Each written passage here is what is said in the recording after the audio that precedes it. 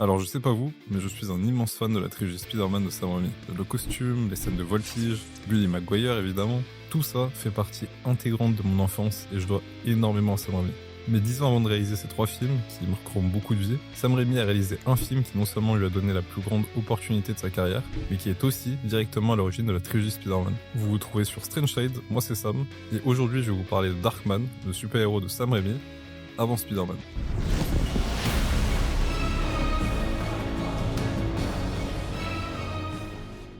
Nous sommes dans les années 70, Sam Raimi est dans ses années lycée, et il fait la rencontre de 2 camarades qui s'essayent depuis 2 ans à la réalisation de films burlesques, Bruce Campbell et Scott Spiegel, avec qui il se lie rapidement d'amitié et avec qui il commence à réaliser ses premiers courts et moyens métrages. En chemin, ils seront rejoints par Robert Tappert, qui deviendra producteur plus tard, mais qui se trouve être à cette époque le colocataire de Sam Raimi, et par Vern Nobles, leur prof de cinéma, qui apprend à Raimi les ficelles du métier et qui met à leur disposition une salle de montage et des appareils de mixage, ce qui est un assez gros luxe à cette époque. En 77, Scott Spiegel fait découvrir le cinéma d'horreur à Sam Raimi et il n'est pas du tout fan. Lui, il est plutôt dans le comique, mais Robert réussit quand même à le convaincre de s'essayer au genre, ce qui donne naissance au moyen-métrage It's Murder, et en 78 au court-métrage Clockwork, l'histoire d'une femme seule chez elle traquée par un tueur en série, ce qui rappelle un peu Psychose. L'idée de Clockwork a du potentiel et Sam Raimi décide de peaufiner le scénario en ajoutant un aspect surnaturel, ce qui le mène à écrire l'ébauche d'un projet de long métrage. Le problème, c'est que pour produire un long métrage, il faut de l'argent. Un paquet d'argent. Donc, en compagnie de ses potes, Bruce, Scott, Robert, ils réalisent une maquette de leur film sous forme de court-métrage, Winning the Woods, histoire de 4 jeunes qui passent un week-end dans une ferme du Tennessee, qui voit leur week-end chamboulé quand le personnage de Bruce déterre un poignard maudit. Bruce se retrouve possédé, il se transforme en une sorte de zombie et se débarrasse un par un de chaque personnage. Mais la copine de Bruce réussit à s'en sortir en le dégommant littéralement à la hache. Ce que je trouve assez drôle comme dénouement venant d'un gars qui n'était pas trop fan du genre horrifique. Enfin bref, sursaut final, Bruce est toujours en vie. Fin. Le court-métrage a un succès monstre. Il tourne dans les campus universitaires et fait la première partie du Rocky Horror Picture Show dans un cinéma de Détroit, qui se trouve être un énorme classique de l'horreur, qui est, on va dire, très space, mais ça donne un énorme coup de pub au projet de long-métrage. Le groupe trouve l'argent nécessaire, crée leur boîte de production Renaissance Pictures, et Sam Raimi peaufine le script. Le long-métrage s'appelle maintenant Book of the Dead et bénéficie d'un montant de 350 000 $. Le couteau maudit est remplacé par un livre, la ferme devient une cabane dans les bois, et Bruce Campbell a l'idée que le personnage principal soit finalement un sien, ce qui était très original à l'époque, dans une époque où les héros de films d'horreur étaient par exemple Ripley ou Laurie Strode, donc plutôt des femmes. Et après 3 ans de galère de tournage, le film est bouclé. Le film raconte l'histoire de 5 potes qui partent en week-end dans une cabane paumée au fin fond de la forêt. Tout va bien jusqu'au moment où ils tombent sur un vieux grimoire chelou, le Necronomicon, et un magnétophone avec des incantations démoniaques. Bien sûr, ils appuient sur play, et là, une force maléfique est libérée. Un par un, les amis se font posséder et se transforment en dédites, des créatures démoniaques ultra violentes. Ash, le héros un peu maladroit du groupe, affronte ses proches devenus monstres jusqu'à se retrouver seul survivant. Il réussit à cramer le livre pour détruire le mal, mais au lever du soleil, alors qu'il pense être sauvé, le démon surgit une dernière fois et fonce sur lui. Fin. On dirait pas comme ça, mais je vous assure que c'est vraiment lourd. Il y a un aspect cheap, un aspect film amateur, c'est absurde, c'est drôle. Faut aimer bien sûr, mais perso, c'est mon genre. Le film est projeté au marché du film de Cannes en 82 et Stephen King en tombe amoureux. Il trouve des distributeurs qui changent le nom du film en Evil Dead et en seulement 1 an, ils vendent pas moins de 50 000 cassettes vidéo. Après ça, Sam Raimi ne veut pas se limiter à un seul genre, donc il réalise Mort sur le grill, une comédie sur un homme condamné à tort qui s'apprête à passer sur la chaise électrique. C'est une bonne comédie, mais pour être honnête, je retiens surtout la fin que je trouve plutôt drôle. Mais le film ne connaît pas un grand succès, du coup il se rabat sur une suite pour Evil Dead, ce qui nous mène à Evil Dead 2, le point culminant de sa carrière. Evil Dead 2, même si c'est bien une suite, c'est en réalité globalement un remake du premier volet, mais avec un plus gros budget. On est sur un produit final bien plus comique que l'original, avec des scènes cultes qui propulsent le film au statut d'icône du genre. C'est un succès monstre, 6 millions de $ au box-office américain pour un film qui en a coûté 3, 500 000 entrées en France, bref, la carrière de Sam Raimi est lancée. Il profite de cette popularité pour de nouveau s'essayer à d'autres genres, et il se met en tête d'adapter, cette fois-ci, un comics. Il essaye d'obtenir les droits de Batman, mais Tim Burton les obtient. Puis, il essaye d'obtenir ceux du comics The Shadow, mais le producteur, Martin Brickman, les détient. Donc il se dit, Nick, je vais créer mon propre comics. Et en 90, Universal lui permet de réaliser son projet, avec un budget de 15 millions de $, ce qui donne naissance à Darkman.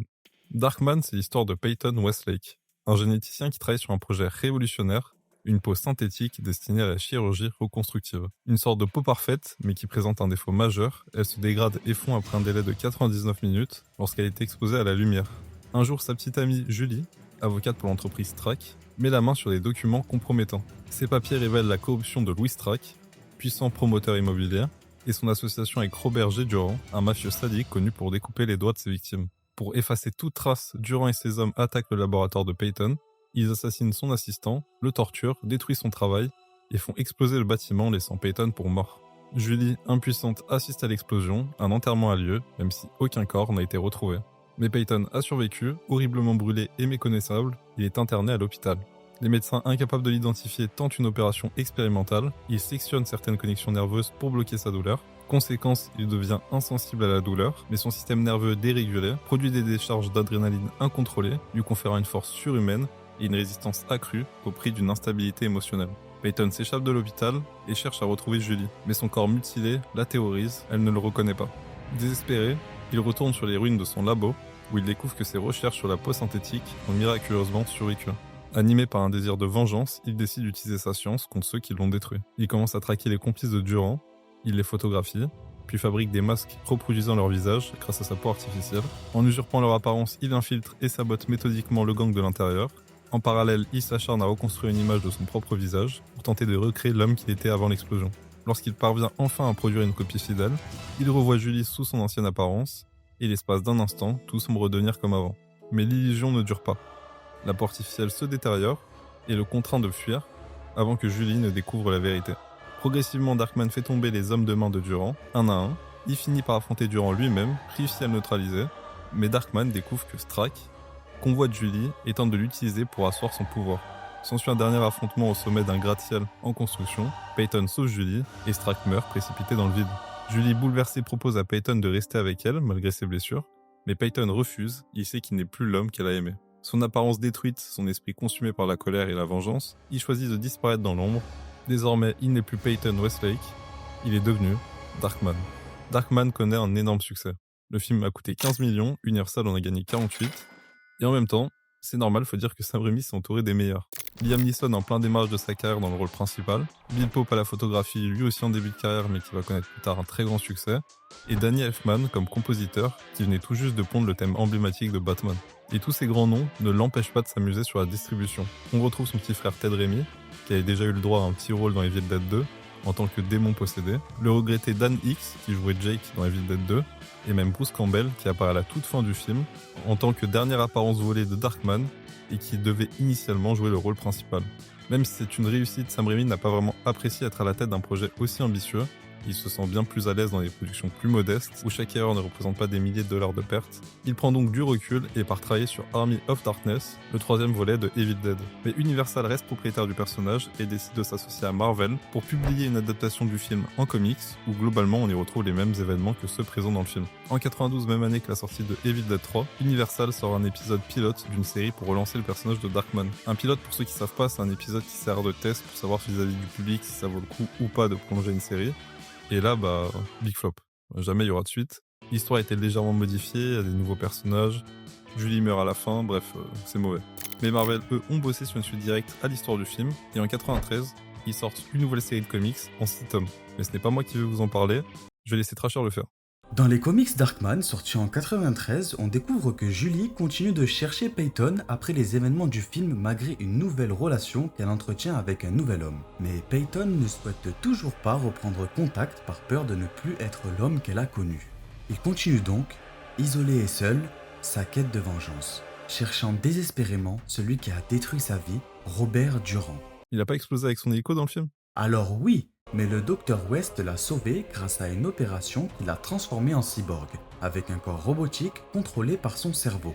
Mais c'est nul à chier. Durand, de retour, enlève Julie. Peyton n'hésite pas une seconde et part à sa rescousse. Un combat acharné s'engage entre Darkman et la tête robotique de Durand. Au départ, Peyton est dépassé. Il perd l'avantage et disparaît. Mais il revient plus déterminé que jamais et finit par vaincre Durand. Sauf que la police surgit avant qu'il n'ait le temps de mettre son ennemi officiellement hors d'état de nuire. Sous un déluge de balles, Darkman est forcé de fuir tandis que la tête de Durant parvient elle aussi à s'échapper. Après ces événements, Peyton prend du recul sur son désir de vengeance tandis que Durant disparaît à nouveau. De son côté, Julie se sépare de son nouveau compagnon parti pour un poste professionnel éloigné. Fin. Bon, les comics ne sont pas fous, mais malheureusement pour nous, 2 films sur le personnage sortent ensuite. On oublie évidemment Sam Raimi qui n'est plus à la réalisation, et Liam Neeson dans le rôle principal. Dans le 2, Durant est de retour comme dans les comics. Il y a des armes qui tirent des lasers, Darkman est encore plus moche que d'habitude, et le film se termine par Durant qui se fait sauter avec sa voiture. Le 3e film, c'est plus rigolo. Darkman s'est carrément installé dans une sorte de Batcave, ou plutôt Dark Cave du coup. Une médecin qui l'avait opéré lui révèle qu'elle pourrait l'aider à contrôler ses accès de rage grâce à une opération miracle. Peyton accepte, mais à une condition, pourra utiliser son laboratoire pour poursuivre ses recherches sur la peau synthétique et enfin dépasser la limite des 99 minutes. Et bingo, il réussit à trouver la formule. Mais évidemment, plot twist, la médecin est en fait de mèche avec un plus gros méchant. Son vrai but est de reproduire l'opération subie par Darkman afin de créer une armée d'hommes surpuissants et de se remplir les poches évidemment. Darkman n'est pas content, du coup il est colère et comme d'hab, il décide de se venger. Il prend l'apparence du grand méchant, se fait passer pour lui auprès de sa famille, en allant carrément voir le spectacle de sa fille, et en profite pour prévenir la femme du criminel en lui disant qu'elle doit s'enfuir pour sa sécurité. Celle-ci a d'ailleurs une étrange vision avec un serpent. Bref, la femme veut quitter son mari, mais celui-ci, le grand méchant, tue sans hésiter la doctoresse complice, qui était en plus sa maîtresse, Rip je suppose. Darkman l'affronte, le bat mais une explosion survient, et la fille du grand méchant est gravement blessée. Peyton sacrifie alors le seul échantillon viable de sa nouvelle peau pour la sauver. Fidèle à lui-même, il disparaît ensuite, refusant que la jolie femme découvre son vrai visage mutilé. Sauf qu'elle le rattrape, insiste pour le voir, et quand il se dévoile, elle kiffe pas du tout. As close as I let her get, she was still miles away, so I continued my journeys alone into the darkness. Super la fin. Heureusement, Sam Raimi est très loin de ce massacre et signe début 2000 avec Columbia Pictures pour réaliser un projet qui était précédemment confié à James Cameron, la trilogie Spider-Man. Il fait revenir comme à son habitude ses potes, on retrouve Bruce Campbell en tant que caméo dans les 3 opus, on retrouve Spiegel dans le 2 dans cette scène avec la pizza sur le toit, son frère Ted Raimi au Daily Bugle, Danny Elfman qui a travaillé avec lui sur la musique de Darkman revient et pond l'un des plus grands thèmes de super-héros, en plus d'avoir déjà fait celui de Batman. Et puis on a Bill Pope qui a travaillé à la photographie sur Darkman, qui revient pour Spider-Man 2, et on voit d'ailleurs des scènes qui se ressemblent quand même plutôt pas mal. Mais dans la trilogie, on reconnaît de toute façon l'aboutissement du travail de Sam Raimi, et à quel point ce travail est unique. Les mouvements de caméra, l'humour grotesque, l'horreur, cette trilogie c'est Sam Raimi. Son art sublime parfaitement en plus le personnage imaginé par Stanley et Ditko, et ces films ont fait et font toujours rêver des milliers de personnes, y compris moi. Mais qu'en est-il de Darkman ? Eh bien, le personnage ne connaît aucune suite en film, et je dirais peut-être heureusement, mais Dynamite Entertainment sort en 2005 une mini-série de comics, et cette fois-ci c'est plutôt sympa, qui se trouve être un crossover entre Darkman et Evil Dead. C'est un peu le crossover ultime de l'univers de Sam Raimi. Et par chance, ce comics est sorti dans une version traduite intégralement en français, sous forme de collector avec en plus les 3 films compris avec, et j'ai donc décidé de me procurer ce petit bijou. L'histoire de ce crossover reprend après les films, Julie coule des jours heureux avec son nouveau compagnon, tandis que Darkman veille toujours sur elle dans l'ombre. Un soir, son assistante, Brynn Kelly, lui présente un étrange manuscrit rédigé dans une langue inconnue. En tentant de prononcer la traduction à voix haute, elle réveille sans le vouloir le Book of the Dead, alias le Necronomicon, ex mortis. Résultat, les morts reviennent à la vie, et Julie se retrouve possédée, transformée en reine des morts. Darkman tente de la sauver mais doit fuir en compagnie de Brynn, qui emporte le livre, poursuivi par une horde de zombies ultra reçus dans une bibliothèque, et c'est là que Brynn découvre une incantation censée invoquer un héros légendaire. Peyton la lie, et un portail s'ouvre, faisant surgir Ash Williams et sa voiture mythique, fidèle caméo de Sam Raimi. Les zombies envahissent la bibliothèque, déclenchent un carnage où Dark et Ash massacrent tout ce qui bouge, Julie apparaît, Ash veut la réduire en bouillie, mais Darkman s'y oppose. Dans la confusion, un zombie vole le livre, Ash et Peyton s'affrontent brièvement, jusqu'à que Brynn leur révèle avoir remplacé les vraies pages et les avoir cachées. Les tensions s'apaisent et chacun repart de son côté, Ash à la poursuite de Julie, Darkman et Brynn au labo pour percer les secrets du Necronomicon. Pendant ce temps, la ville sombre dans le chaos, Julie toujours possédée décide de renforcer son armée en ressuscitant le pire ennemi de Darkman, Robert G. Durant. Ressusciter Durant n'a qu'une obsession, faire payer Darkman pour l'avoir fait exploser 2 fois déjà. Darkman et Ash affrontent ce duo maléfique mais sont contraints de battre en retraite. Grâce à ses recherches, Brynn trouve une incantation qui pourrait inverser le sort. Ash, bouleversé, se demande s'il aurait pu sauver sa petite amie dans les événements d'Evil Dead, mais Darkman et Brynn lui rappellent que ce n'était pas le même sortilège. Revigoré, Ash reprend sa mission, tandis que Peyton se prépare à sauver Julie, et pour la 3e fois, à éliminer Durant. L'affrontement final se déroule au sommet d'un gigantesque temple. bâti par Durant et ses zombies à l'emplacement de l'ancien building de Strack. Darkman, Ash et Bryn parviennent à infiltrer l'endroit grâce à une ruse, puis se frayent un chemin à travers une armée de morts-vivants. Dans le combat ultime, Darkman et Ash affrontent Julie et Durant. Ensemble, ils parviennent à réciter l'incantation salvatrice, libérant Julie et annihilant l'armée des morts, Durant y compris. Au terme de la bataille, Darkman confie Julie aux secouristes et disparaît dans l'ombre, acceptant qu'elle n'a plus de place dans sa vie pour lui et qu'elle est déjà très heureuse avec son nouveau compagnon. Ash de son côté emballe Bryn, mais disparaît soudainement, rappelé par son éternelle croisade contre le Necronomicon. Et ainsi, une fois encore, Darkman se retrouve seul, condamné à errer dans l'ombre. Fin. Voilà pour Darkman, ce crossover fut malheureusement la dernière apparition du personnage. Il existe un jeu sur NES, et un tas d'autres consoles d'ailleurs, mais ça reprend simplement les événements du premier film, donc ça n'a pas vraiment d'intérêt. Sinon en 2022, Sam Raimi a plus ou moins évoqué les discussions qui auraient eu lieu sur le personnage chez Universal. Encore une fois, rien de vraiment très concret, mais même si le personnage est aujourd'hui oublié, il fait partie intégrante de l'univers pop culture américaine, puisque sans lui, Columbia Pictures n'aurait probablement jamais confié l'adaptation de Spider-Man à Sam Raimi, et on serait passé à côté d'une des meilleures, si ce n'est la meilleure trilogie de super-héros, qui en plus a lancé une nouvelle vague de films de super-héros, jusqu'à réapparaître quasiment 20 ans après, au travers de No Way Home.